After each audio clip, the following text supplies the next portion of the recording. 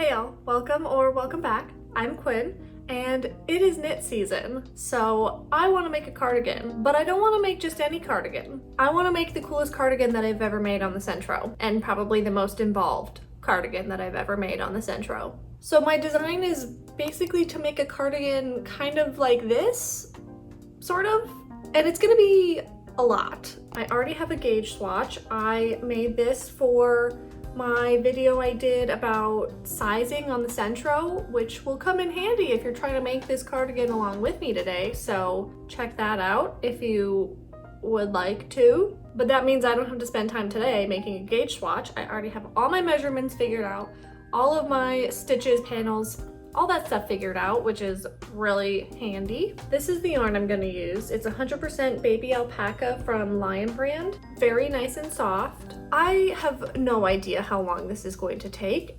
It's probably going to take a really long time, but I hope I can get it done in the next few days.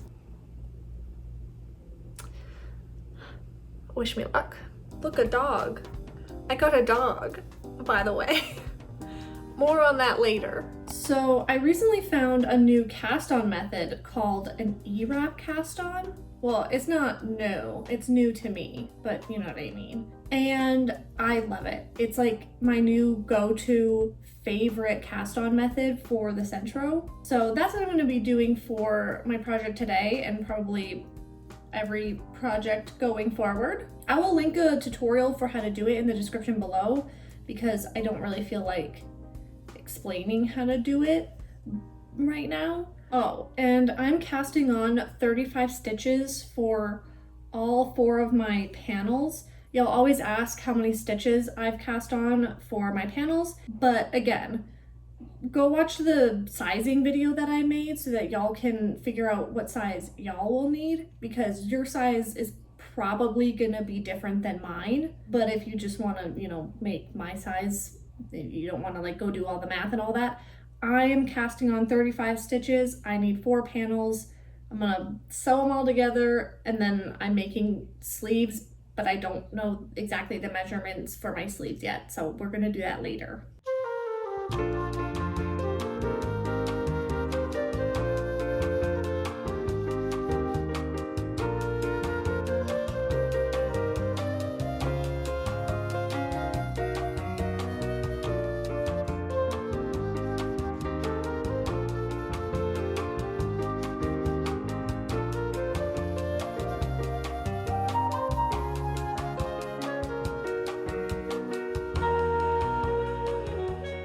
I wanted to briefly explain how I'm creating the row of purl stitches that you'll see throughout this project in case any of y'all would like to make this cardigan too. So for my project, I'm alternating between 12 rows of knit stitches and then 1 row of purl stitches. There are a couple ways that you can make the single row of purl stitches, but I'll just share the way that I did it for this project. So using my project as an example, I knit 13 rows, then as I was knitting my 14th row, I essentially created a ribbed stitch on every single stitch of the 13th row. This results in 12 rows of knit stitches, 1 row of purl stitches, and then we just knit 1 more row of knit stitches as we were creating our row of purl stitches. If you don't know how to create ribbing on the Sentro, then check out my Sentro knitting machine advanced techniques video, and I'll also make sure to link that in the description for y'all.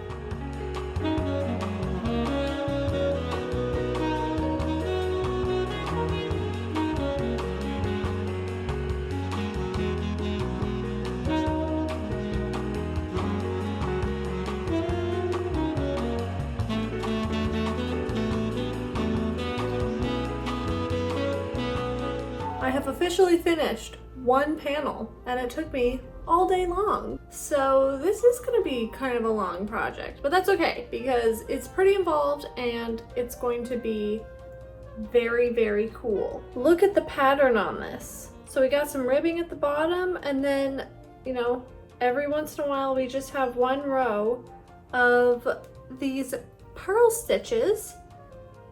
And it looks so good. Now I need to make 3 more panels exactly like this. That's gonna take a while.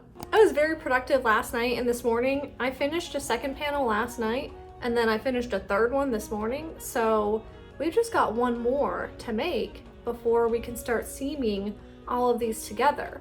So my very lofty goal for the day is to finish my 4th panel and seam all of these together so I can try this on. You know, I like how the panels look, but it's just different when it's in sort of a garment form.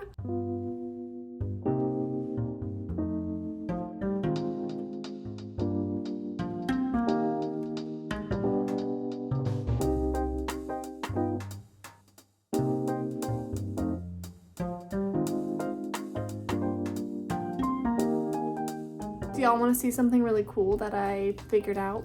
Or I think it's really cool. Maybe you'll be underwhelmed. I'll show you.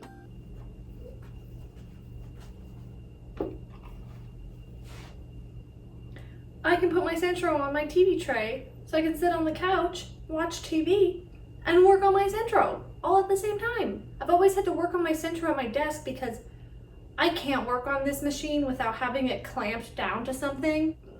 But it fits on this TV tray, like these clamps. It all works. I don't know why I've never tried this before.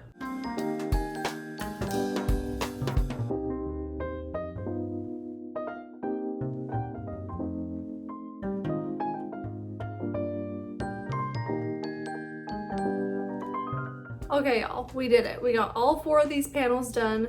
It's about 5:30, so I should definitely have enough time to finish attaching all of these together tonight. I'm just gonna use my typical joining method that I always use, and I have a tutorial for how to do that, so I will put it here, and I'll also link it in the description below so you can check that out if you would like to use that if you're following along with me. So basically we're making a vest, and we all know how to do that, right?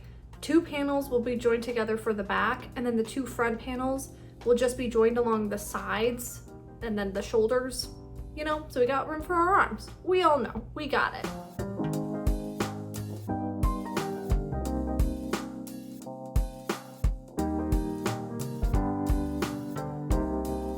Y'all, I was up until like midnight last night getting all of these panels attached together and turning it into a vest, but I did it. So yesterday I was saying I was gonna do that joining method that I love to join all of these panels together, and I partially used it, but then also I mostly used slip stitches to attach them all together. I started joining my panels together with that method that I love, but there were 2 reasons why I stopped. The first reason is that joining method is not great for stretchy fabric or like drapey fabric, and this has quite a lot of drape. And then the second reason why I stopped using that method is because, you know, I have this little pattern going on here, and there was just like a very obvious line where that pattern stopped, if you know what I mean. Like, obviously you can see a line here, but the stitches just sort of match up better, and it doesn't look as obvious that there's like the pattern's going and then it stops and then the pattern goes. That's the best way I can describe it. And so because of those 2 things, I decided to switch to slip stitching all my panels together. I did use that joining method though on the shoulder part. I don't really know what one is better or not. Just do whatever you think. But I just wanted to let y'all know what was going on with this vest so far, and now we can try it on. I've got it on, and for the most part, I love it, and I think it looks really cool, and I really like this pattern I got going on with the stitches. But let me show you the back. Look at this. It's just falling over. And I don't know what to do about that. I'm hoping that when I secure all of the stitches along the neckline, that will help, and then also when I wash it, that will also help. Like, basically everything else I really like. So I'm gonna measure myself with this on so that I can figure out the measurements for my sleeves, and then I'm just gonna go ahead and get started on that.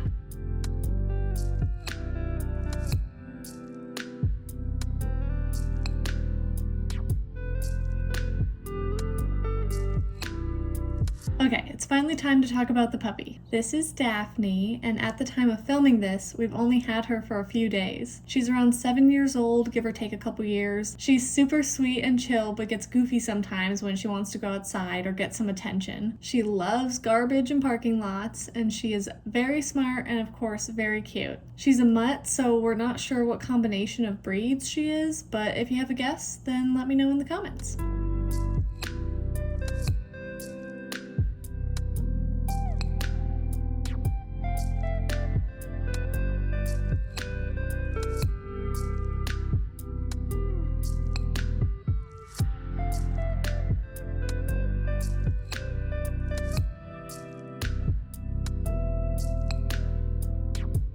I've been working on my first sleeve for a little while now, and I just kind of wanted to go through and explain what I'm doing in case y'all are trying to make this sweater at home. So I'm following that same pattern where I do 12 rows of knit stitches and then 1 row of purl stitches. So I'm just doing a tube with that same design, and I'm making it 15.5 inches long. And then I'm going to add a little ribbed cuff sleeve to the end of it. But I already made that actually. So I just made a panel and then did the ribbing across the panel, and it's obviously not very big because I wanted my little cuff to be tight around my wrist. So I'm making the tube shorter than what I would like my sleeve length to be, and then I'm gonna add this to the end of my tube. That's my plan. That's the way that I'm going about getting a tight sleeve at the bottom part, and then it will be billowy and baggy for the rest of it, you know.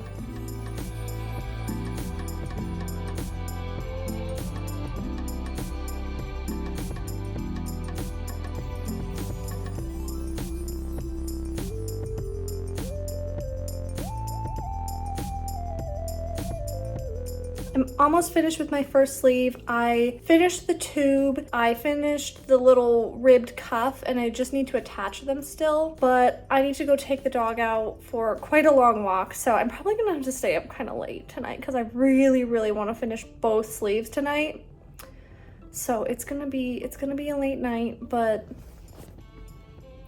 the pup is being so patient, so I really gotta go take her out. So be right back. And then we're gonna finish these sleeves. Hello, good morning. First things first, look at my really cute outfit.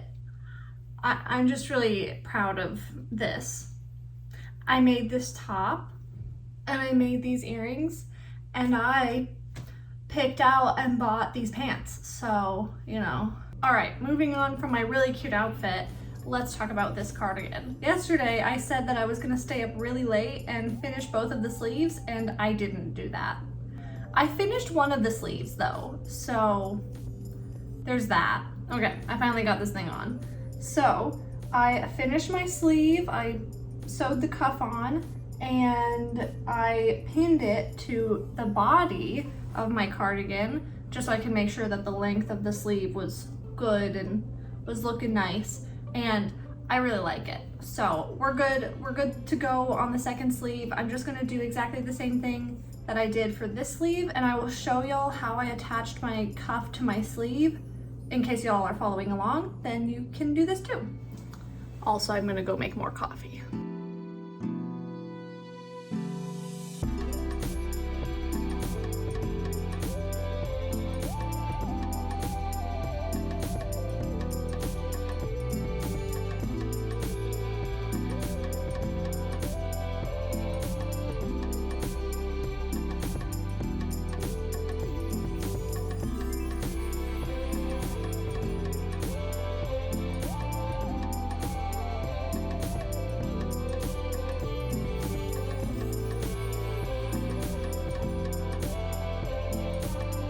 So I have both of the parts of my second sleeve done, and I wanted to show y'all how I'm going to attach them together. This little cuff is 24 stitches around, and this sleeve is 48 stitches around. We're gonna slip stitch them together, but we're gonna slip stitch 2 stitches from the big part of the sleeve into one stitch on the cuff. Does that make sense?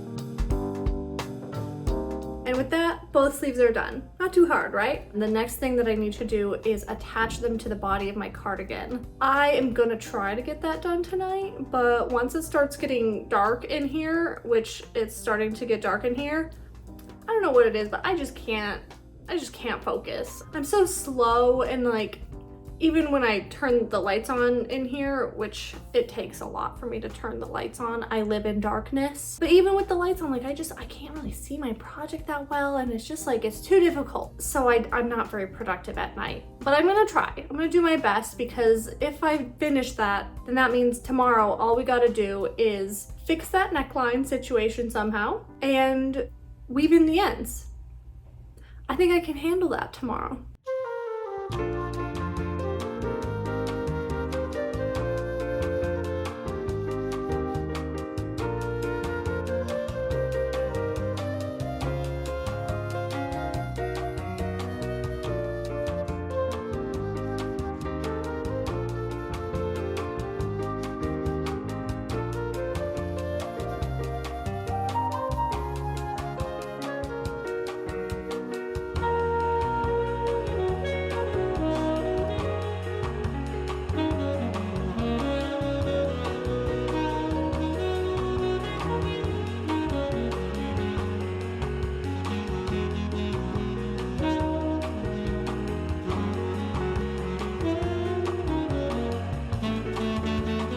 So it's been a couple days since I checked in with y'all, because yesterday we were really busy going to the park and doing a little hike and hanging out with Daphne, who maybe you can see sleeping over on the couch over here. So where we left off a couple days ago was I had just finished making my second sleeve, and then I was gonna attach both of my sleeves. And because I'm like really a hard worker and I'm so quick, I was able to attach 2 sleeves in 2 days. But that means all I need to do today is fix my neckline situation and weave in my ends, and then I'm finished. So there's not like a whole lot to do today, but I wanted to show y'all what I did to sort of already fix that neckline situation a little bit. It still needs a little bit of work, but it's a lot better. So this is the back of my cardigan, and you see it's curling a little bit in this center part right here, but it's not nearly as bad as it was. And the only thing that I did so far to try to fix that was I just secured more of the stitches along the shoulders. So basically my neckline, it was like really wide, and now it's like more narrow. Somehow that fixed most of the problem that I've been having with this neckline. So hopefully after I go along and secure all the rest of the live stitches around the neckline, hopefully that will completely fix the problem. So that's what I'm gonna do right now, and then I'm gonna weave in all my ends and we'll come back and I will show y'all the finished product. I'm not gonna try it on right now because I wanna keep y'all in suspense.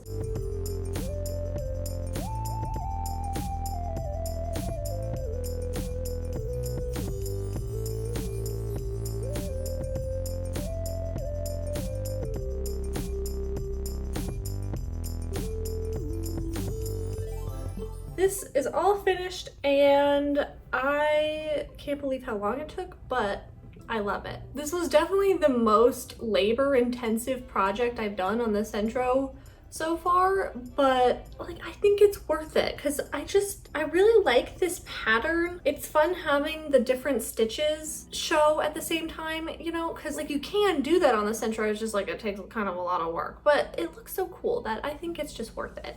There are some things about this cardigan that if I were to make it again in the future, I would change. I think what I would change is the way I attached these cuffs to my sleeves.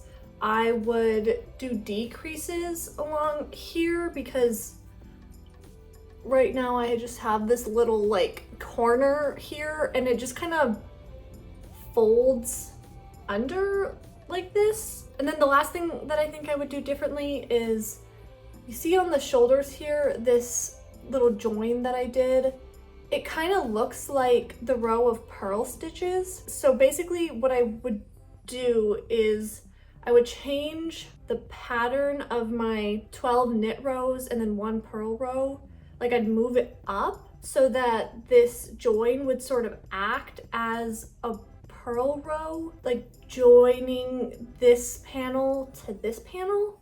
So it would look a little more seamless. But those are all like very minor things and I'm like, I love this. But yeah, if I were to make this in the future, maybe I could make like a little pattern, more formal tutorial kind of deal, and I'll like implement those changes and then I could present that to y'all. I don't know. Let me know if that would interest you at all. I have some exciting news. I have an affiliate link with Sentro knitting machine. So if y'all are looking to buy a Sentro knitting machine or any like tools from them and you'd like to support me in a little small way, then you can click on that link and buy something through them and I will get a small commission. None of this is like sponsored or anything by them, but it's just exciting. And so I thought I would share. And if, you know, y'all are looking for a little way to support me, then that would be really nice. If you'd like a free way to support me though, then go ahead and like this video or subscribe to my channel. I make a lot of Sentro content, so stick around for that if you're interested. I hope y'all have a great rest of your day and I'll see you next time. Bye.